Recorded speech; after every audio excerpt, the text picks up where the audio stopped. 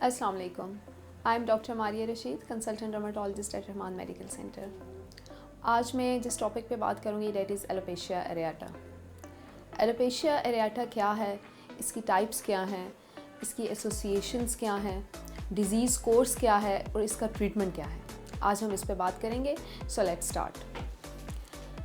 Alopecia एरियाटा एक ख़ास किस्म का हेयर लॉस है जिसे हम उर्दू ज़ुबान में बालचर के नाम से भी जानते हैं। इसमें बेसिकली ऑटो इम्यून डिज़ीज़ है। आपके जिस्म के क़ुव्वत मुदाफ़ियत वाले सेल्स जिनका नॉर्मली काम होता है बैक्टीरिया और वायरसेस से फ़ाइट करना, वो आपके जिस्म के अपने ही सेल्स को टारगेट करना स्टार्ट कर देते हैं। और एलोपेशिया एरियाटा के केस में वो हेयर फॉलिकल्स यानी जिस सॉकेट में हेयर पड़ा है उसे टारगेट करते हैं।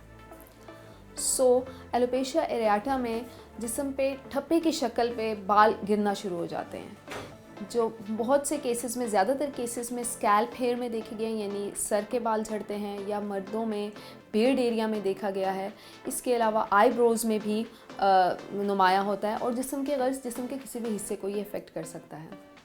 यूजली 80% ऑफ द पेशेंट्स में कोई सिम्टम्स नहीं होते।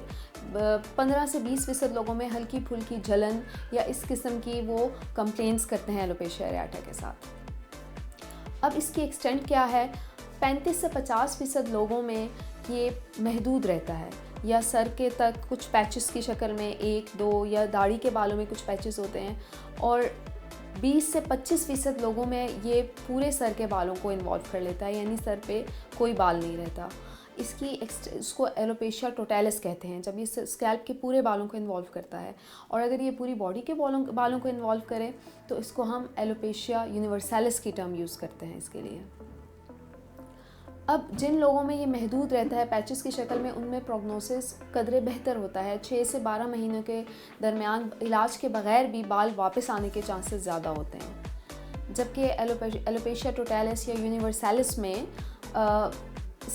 10% केसेस ऐसे होते हैं जिनमें रिकवरी कंप्लीट देखी गई है। अब हम ये मैंने आपको इसका डिज़ीज़ कोर्स बताया है। इसके ट्रीटमेंट ऑप्शंस और इसकी एसोसिएशंस ये बाकी ऑटो इम्यून डिजीज़ के साथ भी एसोसिएटेड होता है। बहुत से लोगों में 20% में आप देखेंगे जिनमें फुलबेरी के निशान होते हैं, विटिलाइगो या एटोपिक डर्माटाइटिस, जिन्हें बचपन से खुश्की और खुश्क जल्द और ख़ारिश, नज़ला, ज़ुकाम, छींको, दमा का मसला रहता है, उनमें भी इसकी एसोसिएशन देखी गई है। इसके अलावा थायराइड के मसाइल के साथ, टाइप 1 डायबिटीज़ के साथ, बहुत सी ऑटो इम्यून डिजीज़ हैं जिसके साथ इसकी एसोसिएशन है। ट्रीटमेंट क्या है? एलोपेशिया एरियाटा बेसिकली आपकी स्किन में कोई चेंजेस नहीं लाता। यूजली हम मेडिकल टर्म में एलोपेशिया को ब्रॉडली क्लासिफाई करते हैं स्कारिंग और नॉन स्कारिंग में। जो स्कारिंग एलोपेशियाज होते हैं उनमें जल्द में खड्डा पड़ जाता है और वहाँ बाल आने के दोबारा चांसेस नहीं होते, जबकि एलोपेशिया एरियाटा में स्किन में कोई चेंजेस नहीं आती, इसलिए बाल दोबारा रीग्रो कर जाते हैं। विद ट्रीटमेंट जल्दी रीग्रो कर जाते हैं, और विदाउट ट्रीटमेंट मैं आपको बता चुकी हूँ क्या क्या कोर्स होता है।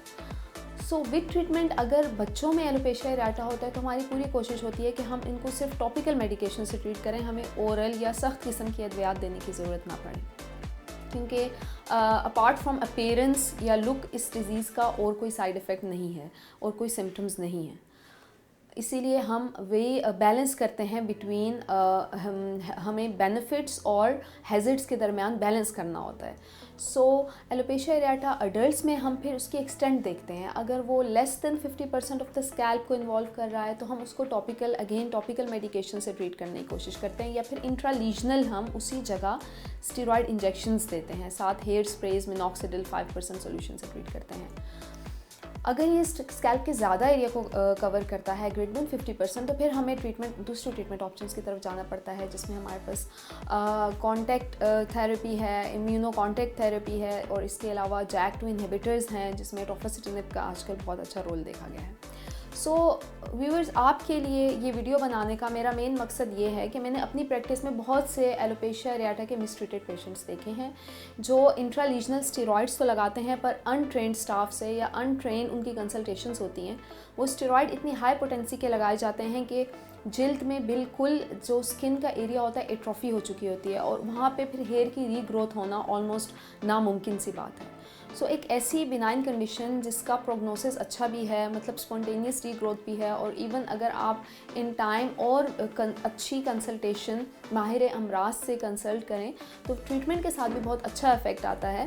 बट द थिंग इज़, जो स्टेरॉइड्स आप यूज़ करें ट्रीटमेंट के लिए, उसकी पोटेंसी वो हो जो आपको साइड इफ़ेक्ट्स ना दे, जो जिल्द में एट्रोफी ना लाए। उम्मीद है आपको मेरी इस वीडियो से फ़ायदा हुआ होगा। अगर आपको इन्फॉर्मेटिव लगी तो do share, and thanks for your patient listening. अल्लाह हाफ़िज़।